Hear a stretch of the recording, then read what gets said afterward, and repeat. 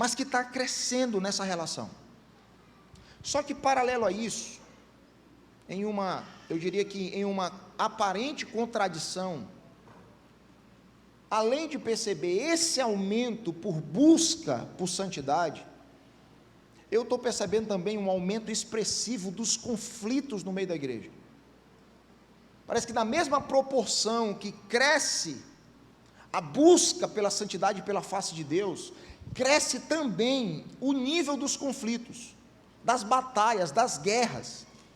E esse contraste, ele me chama muita atenção. Me chama muita atenção. Porque eu acredito, irmãos, que não é possível nós avançarmos em santidade diante de Deus, enquanto na mesma proporção cresce um espírito de guerra no nosso meio. Eu não acredito. Eu não acredito que é possível crescer em busca por Deus e pela sua face. Não é possível crescer o clamor por uma aproximação de Deus, como cantamos aqui nessa manhã. Não é possível clamar para que a distância entre eu e Deus diminua, enquanto a distância entre eu e o meu irmão cresce. Eu não acredito. Eu acredito que na mesma proporção que a distância entre nós e o Senhor diminui, nós precisamos diminuir também a distância entre nós e o nosso irmão. Você está aqui, irmão? Então, quando nós cantamos assim, encurte a distância entre nós, nós estamos cantando para o Senhor. Mas essa canção valeria muito bem ser cantada olhando para o outro. Encurte a distância entre nós, que nós possamos nos aproximar. Eu acho que esse é um desafio. Então é sobre isso que eu quero entender melhor, olhando para esse texto que nós acabamos de ler. Deixa eu lançar aqui um pano de fundo para você poder entender melhor o que eu quero te falar. Essa carta aqui aos Hebreus, ela foi escrita para uma comunidade específica. E essa comunidade era uma comunidade cristã que estava vivendo debaixo de uma forte pressão. Eles estavam sendo profundamente pressionados. E esses destinatários dessa carta, né, ao que tudo indica, eles eram judeus cristãos. E esses irmãos, eles estavam enfrentando fortes perseguições. E além de estarem enfrentando fortes perseguições, crises circunstanciais, eles estavam passando por um profundo cansaço espiritual. Além de a perseguição externa, eles estavam sofrendo de um cansaço espiritual, de uma pressão interna. E essa junção de crise circunstancial com crise existencial começou a gerar nesses irmãos um sentimento, um desejo. E qual era o desejo? Eles estavam sendo tentados a voltar à antiga forma de viver a vida religiosa. Porque é assim, quando as crises nos alcançam, dificilmente a gente quer avançar. Quando as dúvidas chegam, quando as crises começam a borbulhar dentro de nós, a primeira coisa que a gente deseja fazer é dar passos, retroceder para um lugar que nós julgamos ser um lugar de segurança. É assim ou não é, gente? O povo está no deserto, a primeira falta de pão. Por que você nos tirou do Egito?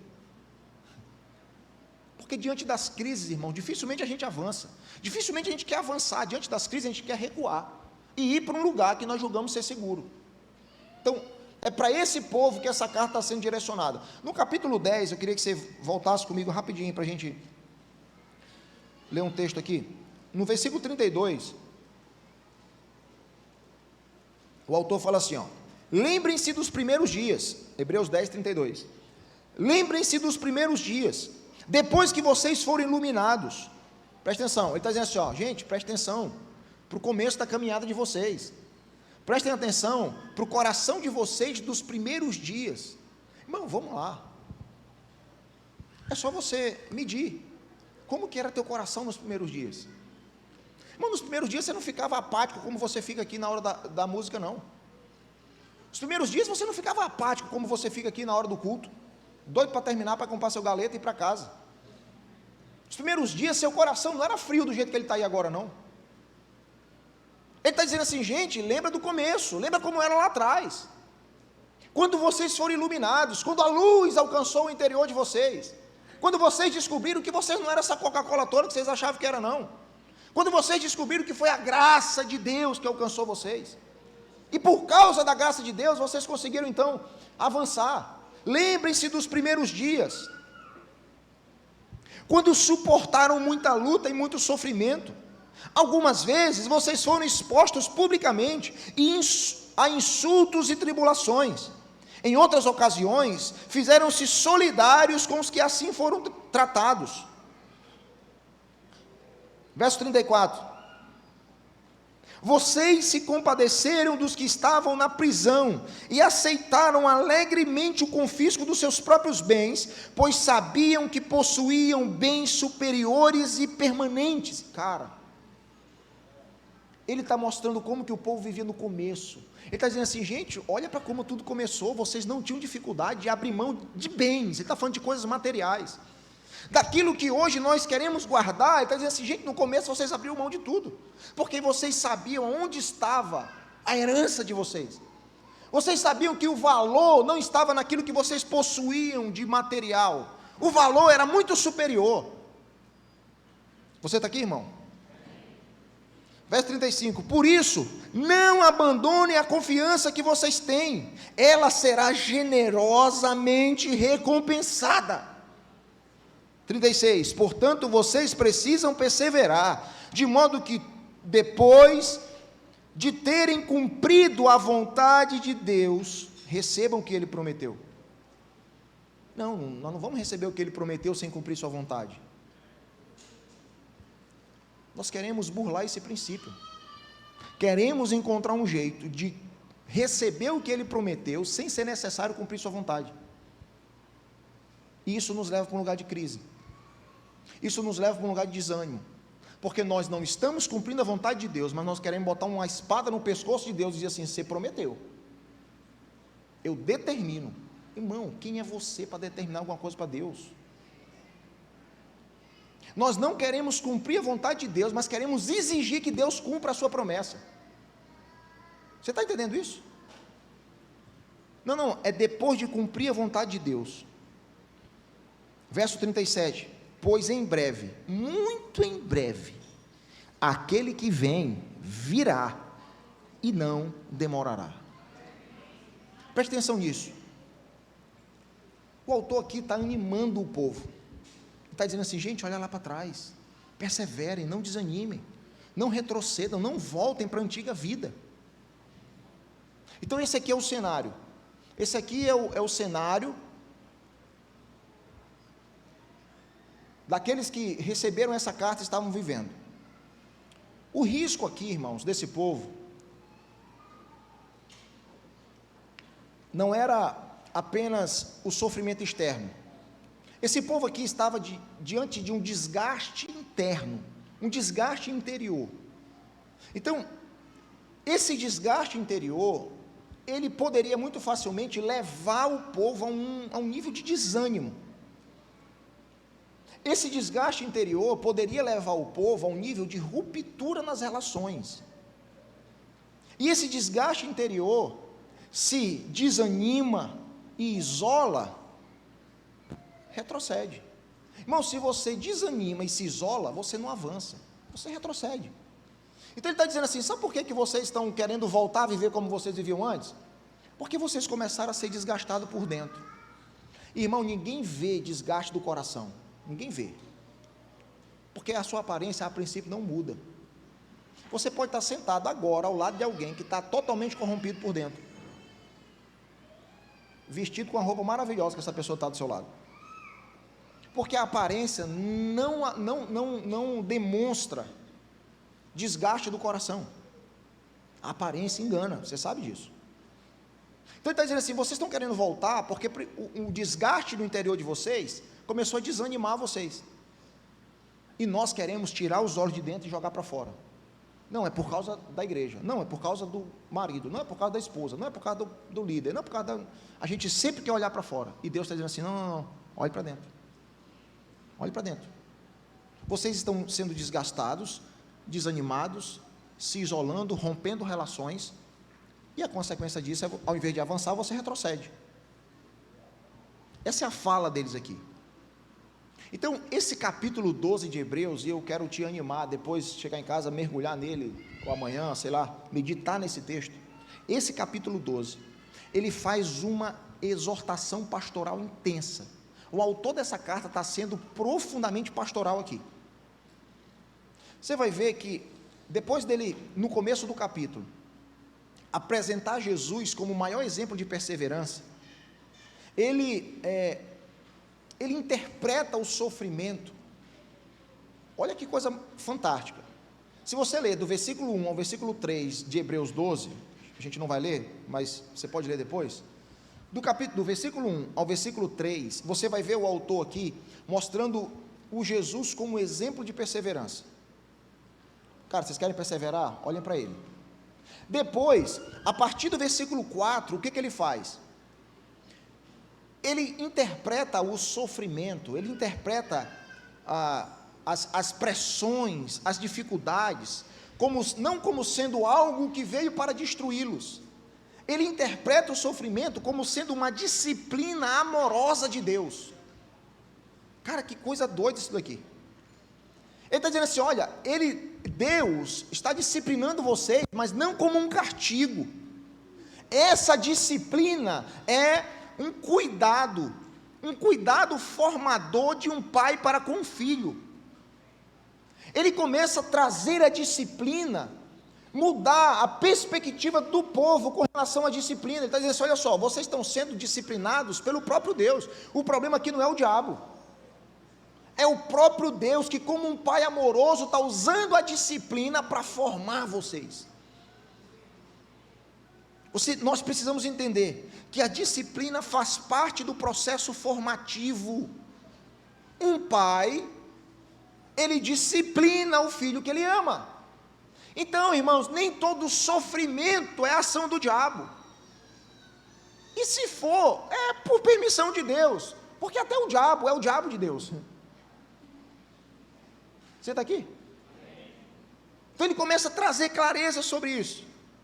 E aí, meu amigo, depois que ele apresenta Jesus como sendo o exemplo de perseverança, e a disciplina como sendo uma prova de amor, o que ele faz agora?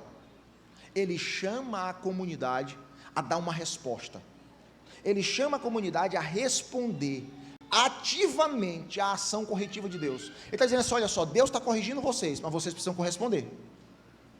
Então esse chamado aqui não é apenas para compreender a disciplina, para entender a disciplina, não, esse chamado aqui é um chamado para acolher a disciplina com um coração ensinável.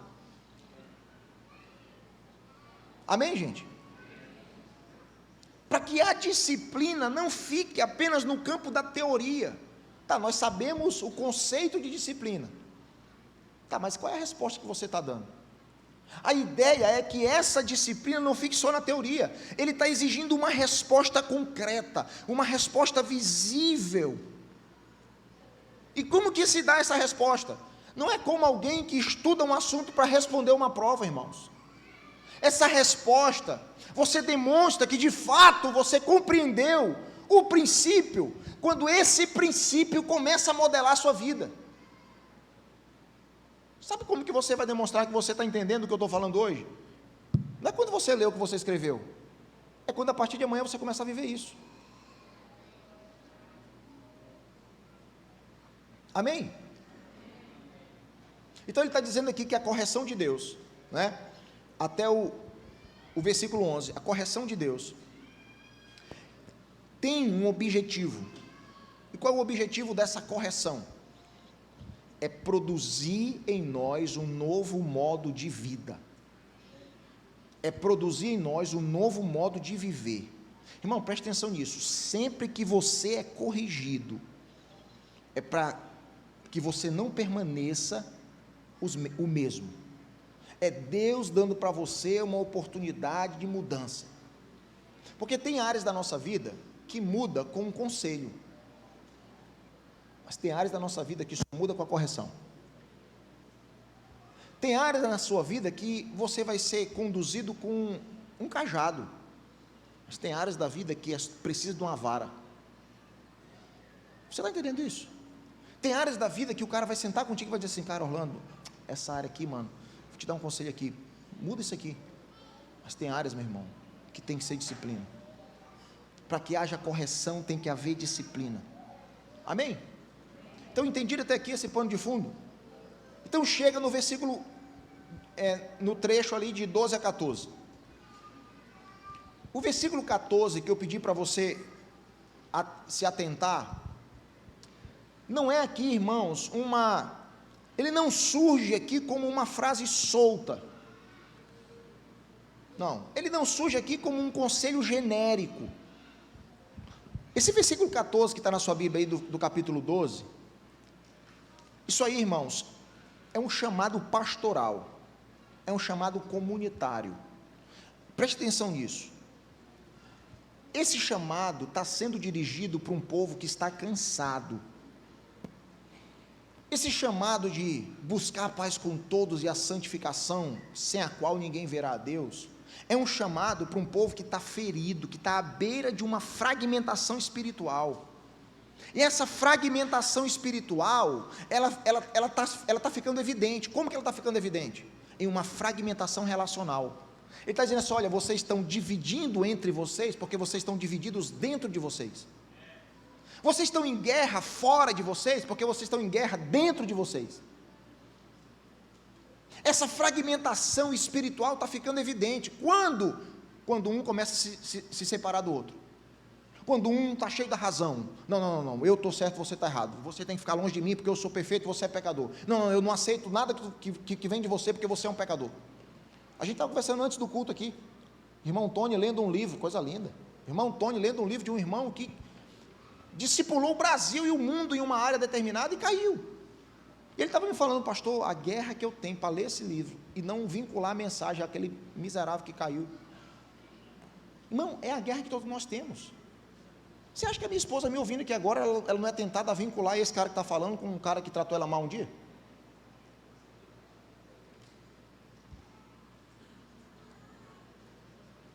Você acha, irmãos, que não há guerra dentro de nós quando você conhece a fragilidade do outro? Aí o cara levanta e fala assim, gente, eu queria trazer uma palavra da parte do Senhor.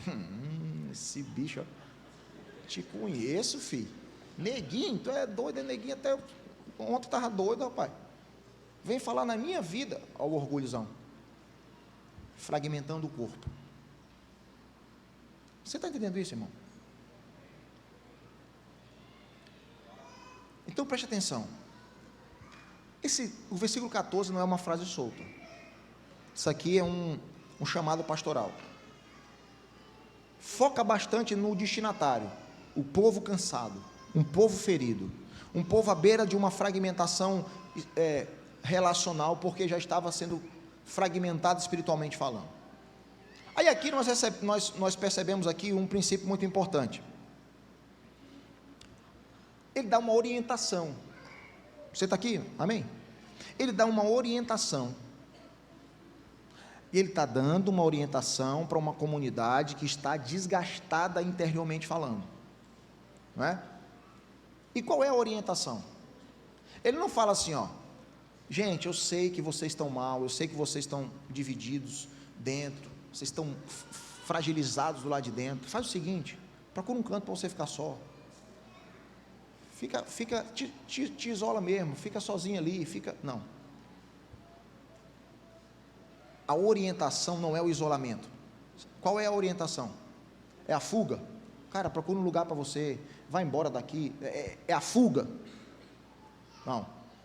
A orientação para um povo, para uma comunidade que está interiormente desgastada, é buscar intencionalmente, é uma busca intencional pela paz uns com os outros. Vocês estão mal, o coração está enfraquecido, vocês estão quase desistindo da caminhada, vocês estão por dentro, tudo arrebentado, estamos. Eu tenho que me isolar? Não, você tem que buscar paz com todo mundo, você tem que se aproximar. Ou seja, irmãos, ele está dizendo assim, ó, se vocês estão desgastados por dentro, o primeiro passo é procurar restaurar as relações por fora. Você está aqui, irmão? Irmão, quando o interior está ferido, O caminho que esse texto aponta não é romper as relações. Quando o interior está ferido, o caminho que esse texto aponta é restaurar as relações. Ah, não, eu estou machucado, eu não quero conversa com ninguém. Não, não, não, aí é que você tem que buscar mesmo. O caminho que o texto aponta é uma restauração e não um rompimento. Então nós aprendemos aqui, irmãos, que muitas vezes os conflitos que nós travamos com as pessoas ao nosso redor é o reflexo das guerras não resolvidas que nós carregamos dentro de nós mesmos. Irmão, preste atenção nisso. Sabe por que nós não vivemos em paz com o outro? Porque nós não vivemos em paz conosco mesmo. Irmão, você não se suporta, como é que você vai suportar o outro? Você incomoda você mesmo. Imagine alguém que está do lado de fora de você, ué. Aí é que incomoda mesmo. Dá um cafezinho, né? Quantos estão entendendo isso aqui? Deixa eu te falar uma coisa. Um coração marcado por frustrações, um coração marcado por decepções na caminhada, não dá para você o direito de isolamento. Não, pastor, eu estou sozinho porque tu não sabe pelo que eu já passei. Ô irmão, não importa o que você passou, você não tem o direito de se isolar. Aleluia. O cansaço da jornada, irmãos, presta atenção, o cansaço da jornada da vida, o desgaste do coração, não é justificativa para você romper vínculos. É isso que eu aprendo como princípio aqui. Isso é um chamado para você permitir que Deus trate o seu interior, enquanto você aprende a caminhar junto. Irmãos, é aprender dia após dia a andar junto com o outro. Quantos casados tem aqui? Você casou num dia, no outro dia já estava tudo certo. Mas até hoje vamos fazer 18 anos de casado. É no final do ano, mas vamos fazer 18. Fizemos agora 17, o Rafa falou que é 18, que é para dar um ar de maioridade, né? 18 anos de casado, dá até autoridade para falar. 18 anos de casado. Quase 20, fica mais bonito ainda. Quase 20 anos de casado. É doido, ficou até mais. Tem ajustes para ser feito. Tem gente aqui que tem mais de 30, tem ajuste para ser feito. Como que você quer caminhar com alguém que você conheceu ontem? Irmão, quem está mais tempo nessa casa está há 10 anos. E tem coisa para restaurar na relação. Como que você conheceu um irmão ontem, irmão, e hoje já quer que o cara seja perfeito? Se não for perfeito, não anda contigo. Sabe por que você exige perfeição do outro? Porque você exige perfeição de você mesmo. A guerra que você trava do lado de fora é reflexo da guerra que você trava do lado de dentro. Você não se suporta. Rapaz, eu não suporto fulano de tal. Nada, tu não suporta é tu, macho. Aí tu está projetando nele, quando tu olha para ele, tu te vê, tu fala assim, bicho, eu não suporto esse cara, tu tá te olhando no espelho. Então ele está dizendo assim, olha, deixa eu falar uma coisa para vocês, o coração de vocês está desgastado? O caminho desgastou vocês? Não é justificativa para você romper vínculos. Busquem a paz com todo mundo e busquem a santificação, sem as quais vocês não verão a Deus. Então, esse trecho, do versículo 12 até o versículo 17, você vai ver que tem vários, ele está inserido numa sequência de exortações que são extremamente práticas. Se você ler até o versículo 17, você vai ver que essas exortações, elas são marcadas por verbos de ação contínua. Fortalecei as mãos cansadas, endireitai os caminhos, buscai a paz com todos. Preste atenção, esse verbo aí, buscar, ou procurar, no grego é dioko. O que significa isso? Esse verbo, ele carrega uma ideia, não é uma busca desorientada, desinteressada, não é alguém que está buscando algo que ele nem precisa. Não é essa busca. Não é assim, eu não estou fazendo nada, eu vou buscar alguma coisa. Não é aquela história da mãe falar para o filho assim, ei menino, vai lá não sei o que, pega não sei o que para mim, que o menino vai lá, o negócio está em cima, o marido também às vezes faz, né? Quando não é algo que interessa a ele, é uma busca desinteressada, ele olha, está na frente dele, ele olha, mãe, não achei não, aí a mãe fala o quê? Se eu achar, eu esfrego na tua cara. Mas se esse mesmo adolescente tivesse indo buscar o controle do PlayStation, meu irmão podia estar intocado, no teto, no forro, ele achava. Por quê? Porque ele está buscando algo que lhe interessa. Essa busca aqui não é essa busca desinteressada, que o marido está assistindo televisão, a mulher fala assim, amor, pega não sei o que ali para mim, o cara vai olhar, está na frente dele, ele olha, rapaz, não está aqui não, só essa mulher, ela vai lá e faz só assim, ó. Uma busca desinteressada, não é essa busca não, essa ideia de busca aqui, é uma ideia de perseguir, quando ele fala assim, ó, busquem a paz, essa ideia de buscar é uma perseguição empenhada. Você está indo atrás de algo vital, é uma busca, é uma perseguição. Essa palavra buscar aqui, ela é a mesma palavra para perseguição. Ele não está dizendo assim, busca a paz com todos, como um adolescente que vai fazer um favor para a mãe. Não. Busque a paz com todos, como alguém que está indo buscar algo vital. Essa é a ideia dessa palavra busca aqui.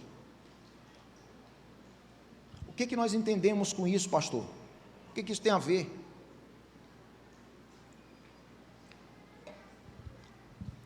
Quando nós entendemos que essa busca é uma procura, uma perseguição ativa e interessada, nós vamos ver, irmãos, que o texto deixa claro que esses dois princípios, paz e santificação, não acontece automaticamente. Não acontece automaticamente. Tanto a paz quanto a santificação exige de você um esforço intencional, exige de você uma decisão consciente. Eu estou me fazendo entender, gente? Não é algo que vai acontecer enquanto você está aqui cantando, né? Eu estou cantando e a paz está reinando. Não. Existem situações que para que a paz venha a reinar, tem que haver uma procura, uma busca. Meu irmão, sente aqui. Aí Jesus fala só, se você for trazer a sua oferta e lembrar, não é que você tem algo contra alguém, mas que alguém tem algo contra você. Cara, preste atenção nisso aqui. Jesus está dizendo assim, ó, preste atenção. Quem alcança o entendimento, recebe a responsabilidade, não importa de quem é a culpa. Então ele está dizendo assim, quando você vai trazer a oferta, você lembra, o Ivagro não tem algo contra mim. Opa, entendi, esse cara tem uma coisa contra mim. Eu alcancei o entendimento. Aí ele fala assim, você vai até ele. Se você alcançou o entendimento, assuma a responsabilidade. Você está aí? Porque se você não fizer, não traga a sua oferta. Precisa trazer a oferta. Ele está dizendo assim, ó, se você não é um homem de paz, eu não quero nem o seu dinheiro, quanto mais a sua vida. Se você não é uma pessoa que busca a paz com o outro, que é intencional nessa busca, se você é uma pessoa que quebra vínculos, nem o seu dinheiro serve para mim, quanto mais sua vida, porque eu prefiro mais homens de paz do que homens de recurso. Você pode dizer um amém? Essa busca é intencional. E aí ele apresenta aqui um paralelo que eu acho importante a gente tocar nele. A paz com todos aponta para uma dimensão relacional, uma dimensão comunitária da nossa caminhada cristã. A santificação já fala de uma dimensão espiritual, uma vida diante de Deus. Então ele fala assim, olha, vocês para ver o Senhor, vocês precisam desenvolver uma boa relação comunitária, e vocês precisam buscar uma boa relação comigo. Irmão, olha só, essas duas realidades, elas precisam caminhar juntas. Estou caminhando para o final, só me dá mais um pouco de atenção. Essas duas realidades, elas são apresentadas juntas. Porque qual é o objetivo final? Ver a Deus. Amém? E essa frase final, sem as quais ninguém verá a Deus, ela funciona aqui como uma advertência solene. Ele está dizendo assim, presta atenção, vocês querem me ver? Então, busquem a paz e a santificação. O autor está deixando claro aqui, que fidelidade espiritual e convivência comunitária saudável não pode andar de forma separada. Eu não sei como você ouve isso, ou como você lê isso. Eu, quando descobri isso daqui, me pegou. Me pegou, sabe por quê? Porque tem hora que eu quero ser um monge, trancado num monte, numa torre, em algum lugar do mundo. Quando alguém vem falar comigo, eu já, nossa. Deus fala assim, você quer só santificação? Tem que ter paz com todos. Não, porque eu sou espiritual, eu não me relaciono, quando eu estou na mesa é só assuntos espirituais, não tem uma piadinha, não tem nada, não tem eu sou santo. Não, querido, tem a parte comunitária, relacional. Amém? Então não existe santidade verdadeira que conviva com uma vida marcada por conflitos permanentes. Cara, anota isso aí, irmão, em nome de Jesus. Anota isso aí, bota lá no teu espelho, onde tu vai ver todo dia. Não existe santidade verdadeira que conviva com uma vida marcada por conflitos permanentes. E nem paz autêntica que ignore o chamado real à santificação. Isso é forte, né? Isso é frase de Instagram, me marca lá para eu poder ganhar seguidor. Não existe. Não, eu sou santo. Se a tua vida é marcada por conflitos permanentes, não existe santidade verdadeira que conviva com uma vida marcada por conflitos permanentes. E nem paz autêntica que ignore um chamado real à santificação. Essas duas coisas, elas precisam caminhar juntas, irmãos. Você está aqui? Não se pode afirmar que você vive em santidade, enquanto se vive em guerra com aqueles que estão ao seu redor. Da mesma forma, não tem como falar em paz, sem um compromisso concreto com a vida santificada. Quem vive em pecado, vive em guerra. Amém? Então, teologicamente falando, o autor aqui, dessa carta, ele deixa claro que santificação, ela não se limita apenas a um estado interior. Santificação não se limita apenas a uma vida privada. Ela se manifesta, a santificação, presta atenção nisso, irmãos, a santificação se manifesta de forma concreta nos nossos relacionamentos.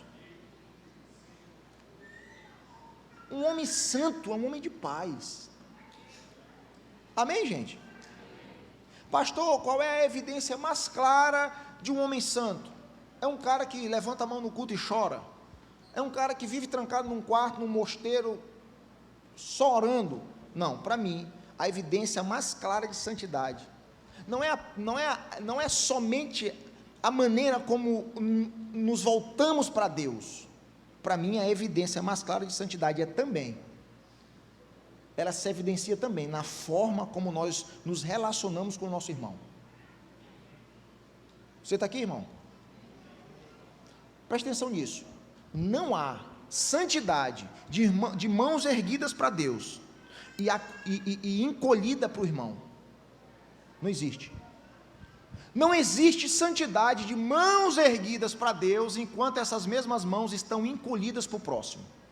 Não existe. Irmão, eu vou mais fundo. Não há santidade com as mãos erguidas para Deus, enquanto o dedo está apontado para o próximo. Não existe. Santidade é mãos erguidas para Deus e estendida para o outro. Você está entendendo isso? Então, ver o Senhor não se limita apenas a uma esperança futura, a um encontro final com Deus. Ver o Senhor envolve também uma comunhão real e presente com Ele e com o seu povo. Tem coisa, irmãos, tem áreas que para ver Deus, você tem que olhar para o próximo. Você está aqui? Tem áreas da vida que para conhecer Deus, você tem que olhar para o outro. Então, a lógica desse texto aqui, para mim, ela é muito profunda. E para mim também, ela é desconfortável. Porque qual que é a lógica aqui?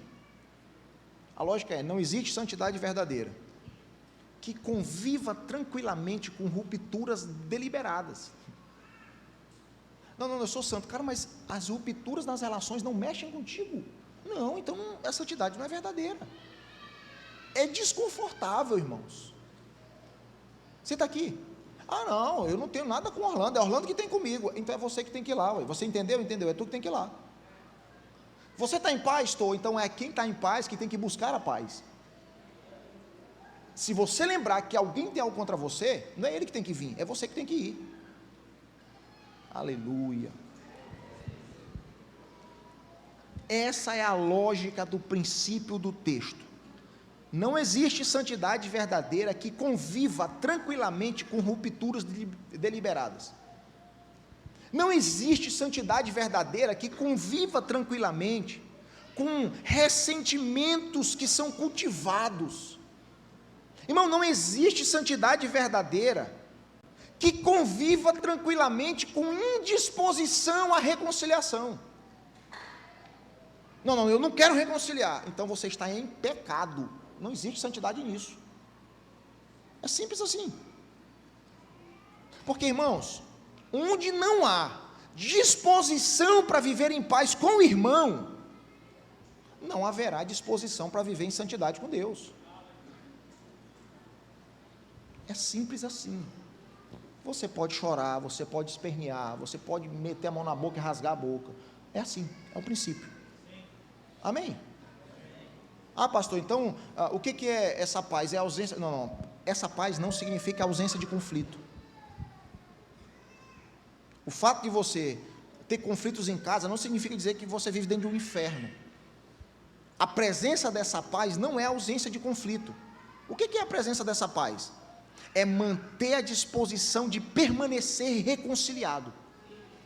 Tem conflito? Tem, mas nós não vamos separar.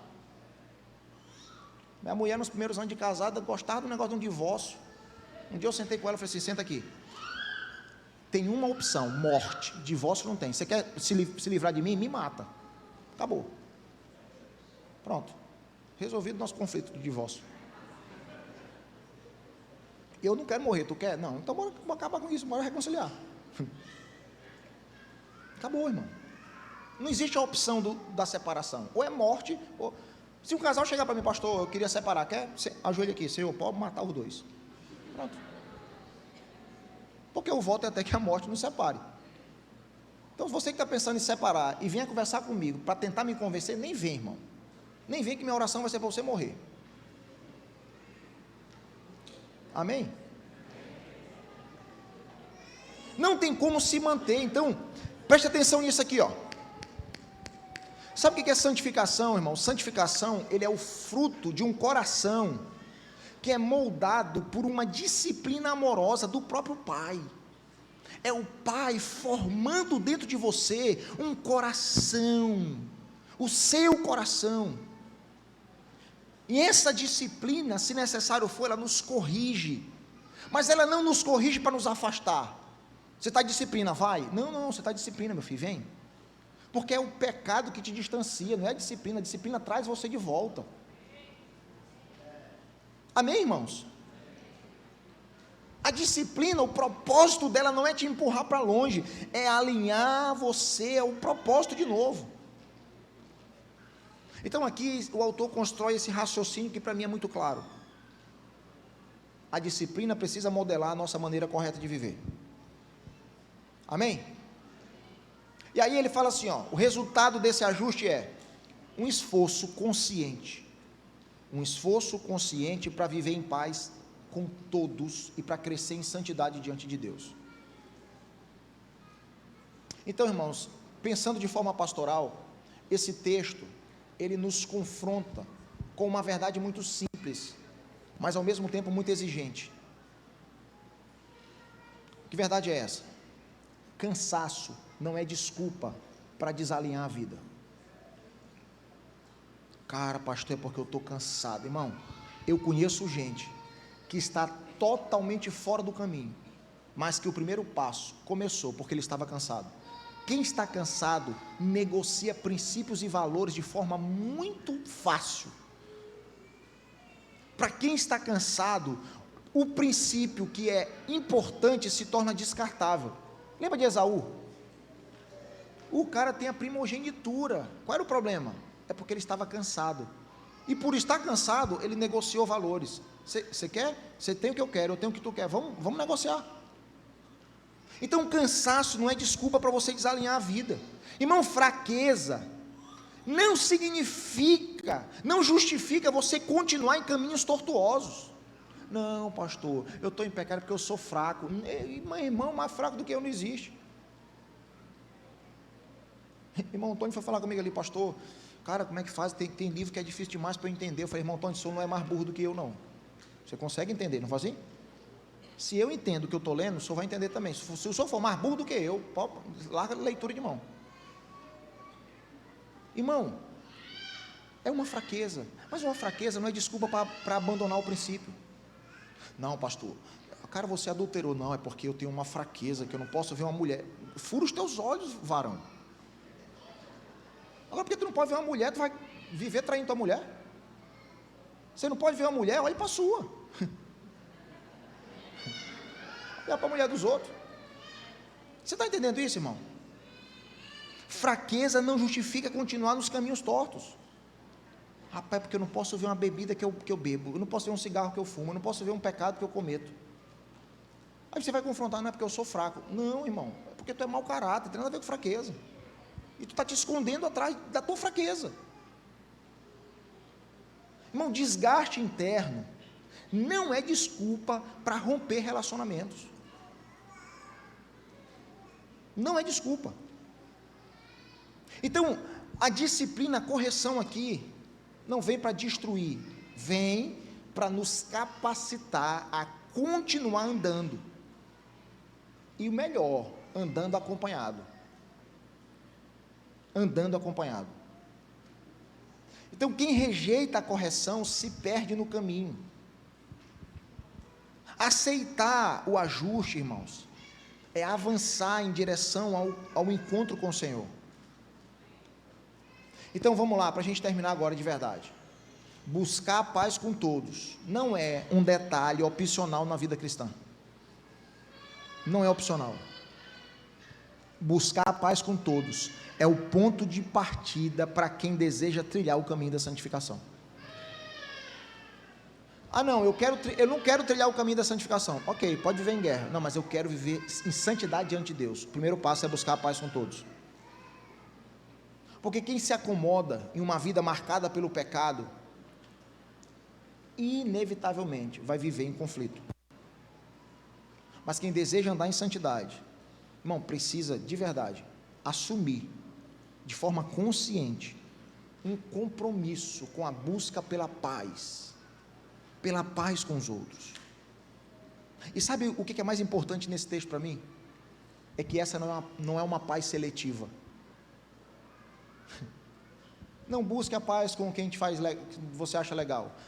Não busque a paz com quem brigou contigo, mas tu acha o cara. Não. Busque a paz com todos. O texto não fala de buscar a paz com alguns. O texto não fala de buscar a paz somente com quem você é conivente. Não. O texto, deixa eu ir mais fundo. O texto não fala para buscar a paz somente com quem te pediu perdão. O texto não fala de buscar a paz somente com quem reconheceu o seu erro. Não, ele não reconheceu o erro, então eu não tenho que viver em paz. Não, ele não me pediu perdão, então... Não. Buscar a paz com todos, inclusive com aqueles que não se arrependeram. Aí aperta, não aperta? Buscar a paz com todos, inclusive com aqueles que não reconhecem sua culpa. deixa eu apertar só mais um pouco. Buscar a paz com todos, inclusive com aqueles que não acreditam que erraram contra você. Cara, sabe por quê? Porque a santificação jamais é um processo solitário. Irmão, a santificação acontece no campo dos relacionamentos. A santificação acontece no campo dos atritos da convivência, varão. Rapaz, se eu vivesse sozinho, isolado no mundo, eu era santo. Não, você não era nem gente, que ninguém nasceu para viver isolado. A santificação acontece quando ferro vai afiando ferro. Exercício diário do perdão. Amor, mas tu já me pediu perdão 50 vezes, eu vou te pedir 51, 52, 269, quantas vezes for necessário. A religiosidade quer nos levar para um nível de santidade moral que não existe. Jesus, quantas vezes a gente tem que perdoar o nosso irmão? Pô, esse cara pega comigo direto. A lei diz que eu tenho que perdoar 7 vezes. É 7? Pô, fala o seguinte: perdoe ele 70 vezes 7 em um dia. É isso, varão. Esse cara vai errar esse tanto comigo, e você vai perdoar todas as vezes. Você está entendendo isso? A santidade acontece nesse campo, no campo do exercício diário do perdão, no campo da renúncia diária. Cara, eu tenho a razão, mas eu prefiro a paz em detrimento da razão, porque chegarão momentos que nós vamos precisar definir se você quer viver em paz ou se você quer ter razão, porque tem situações que as duas coisas não vai ser possível. Então vão ter situações que, para manter a paz, você vai ter que perder a guerra. Tá bom, você está certo, eu estou errado. Estamos em paz? Sim. Pronto. Quem está em paz venceu a batalha. Não é quem está com a razão, é quem está em paz. Mas eu estou sangrando, mas você está em paz. Mas ele me feriu, mas você está em paz, você venceu. Mas quem está sangrando sou eu, mas você é o vencedor mesmo sangrando, porque você está em paz. Aleluia, irmão.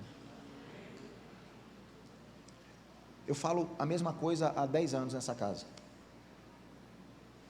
Nós estamos trabalhando em uma edificação.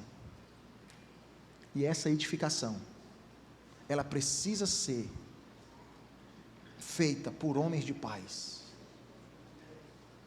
Davi um dia estava diante de Deus, e Davi viu uma necessidade. Davi falou assim: rapaz, eu estou morando numa casa tão bonita, a arca de Deus está dentro de uma tenda, já sei, vou construir uma casa para Deus. Aí Davi vai para diante do profeta, o profeta fala assim: é isso, constrói mesmo, pode construir a casa de Deus, e deu maior ânimo. Aí Davi vai para diante de Deus, Deus fala assim: Davi, eu até quero uma casa, achei legal a ideia, só que você não vai ser o construtor. Mas por que não? Por causa das guerras que você está envolvido. Deus está dizendo assim: Davi, homens de guerra não podem edificar nada para mim. Essa edificação é feita por homens de paz. Então essa edificação, irmãos, a paz é mais importante do que a força. Nessa edificação, me escute nessa manhã em nome de Jesus, nessa edificação, sabe onde que está a força? Na capacidade de manter a paz. Esse dia eu estava conversando com uma pessoa, rapaz, eu estava atendendo o irmão, e quando ele falou um negócio que me machucou. Eu falei: cara, sabe o que você precisa fazer? O vômito que as pessoas põem na mesa, você não precisa comer. Tem gente que eu sento, e quando a gente vai sentar a primeira vez na mesa, eu falo assim: cara, pode falar. Ele põe tudo para fora. O fato desse cara estar colocando coisas para fora, eu não preciso pegar e comer. Não, pastor, é porque eu vim de outra igreja e o pastor lá falou disso e isso de ti. Eu já poderia pegar aquilo ali e engolir, dizer assim: rapaz, aquele cara está falando mal de mim, e já ficar. Não, ele fala, fica ali, depois a gente joga no lixo e acabou. Eu não comi o vômito dos outros. Depois essa pessoa me vê com um cara que estava falando mal de mim, aí buga a mente. Esse cara não estava falando mal de ti, tu está com ele. Mas porque eu não comi o teu vômito, amigo. esse veneno é seu, estou tirando ele de dentro de você, mas o fato de eu tirar esse veneno de dentro de você, ele não vai vir para dentro de mim, porque eu estou trabalhando uma edificação, e quem vive em guerra não edifica. Você está aqui? Conservai a unidade do Espírito pelo vínculo da paz, diz o apóstolo Paulo. Irmão, paz é o que deve nos vincular. Você está aqui? Então, é nesse espaço onde nós nos colocamos diante de Deus, que Deus trata o nosso interior, trata os nossos corações, expõe as nossas motivações, e acima de tudo, é nesse campo que Deus confronta o nosso orgulho, porque é o orgulho que nos faz querer ter razão em detrimento da paz. A maioria dos nossos conflitos não é porque nós queremos alcançar paz, é porque nós queremos ter razão. Um exercício que eu faço: não, pastor, eu queria conversar contigo. Não, porque isso, e pai, porque você fez isso, falou aquilo, a igreja, pá. Ô querido, você está certo, nos perdoe. Não, mas é porque, é verdade, você está certo, me perdoa, eu errei contigo, cara. E agora? Eu nunca cheguei nessa parte, porque geralmente é para continuar o conflito, a confusão. O cara fala esperando que eu diga assim: não, mas você fez isso, não, e você fez, e começa a guerra. E quando um homem de paz fala assim: ok, você tem razão, tá, e agora? Não, pastor, você tem que dizer que eu estou errado também, para a gente continuar a guerra. Outro dia eu recebi um cara na minha sala: não, pastor, porque eu queria conversar contigo, eu queria sair da igreja. Ô, meu irmão, aconteceu alguma coisa? Aconteceu. Não, porque isso aqui é assim, está errado isso, está errado aquilo, eu falei: pô, tu está certo, não, é isso mesmo, essa igreja é assim mesmo, a igreja dessa, macho, presta não, isso aqui, senhor, vai, sai mesmo, eu só não saio porque eu sou o pastor, senão eu saia junto. Aí eu comecei a falar mal da igreja para ele. Isso aqui, é porque tu não sabe, tu só sabe disso, é porque aconteceu, foi isso. Aí ele: foi mesmo? Eu falei: foi. Daqui a pouco ele estava me aconselhando: não, pastor, calma, vamos resolver isso daí e tal.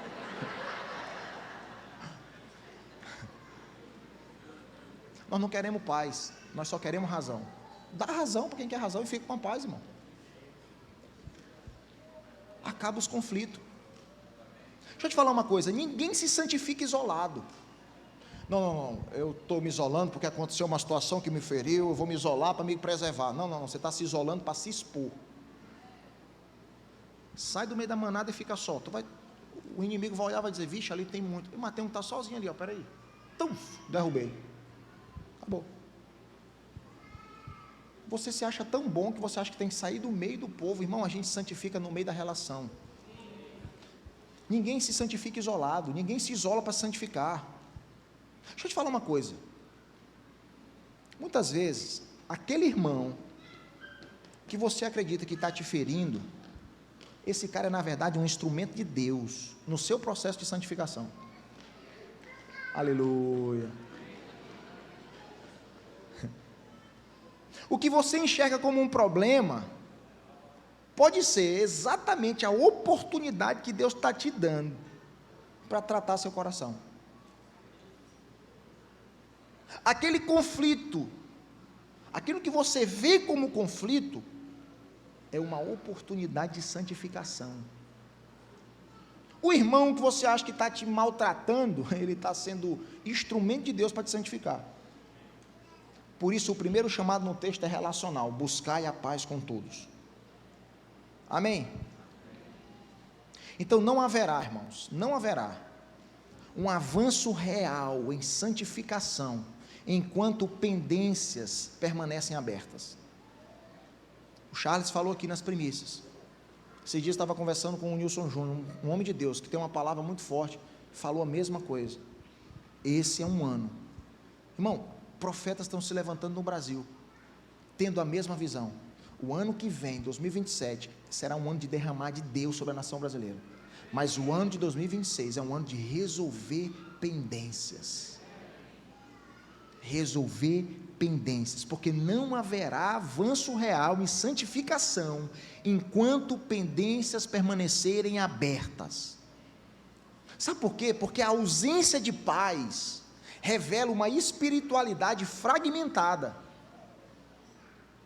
Não é possível afirmar que você busca a santidade diante de Deus enquanto você negligencia a reconciliação com o outro. Não é possível. Amém, gente? Então, santidade que rompe relacionamentos não é santidade bíblica, é só aparência. Só aparência. Eu queria terminar essa reunião orando com você. Eu queria que você fosse muito transparente com o Senhor. Muito transparente. Eu queria que você fosse muito sincero com Deus nessa manhã.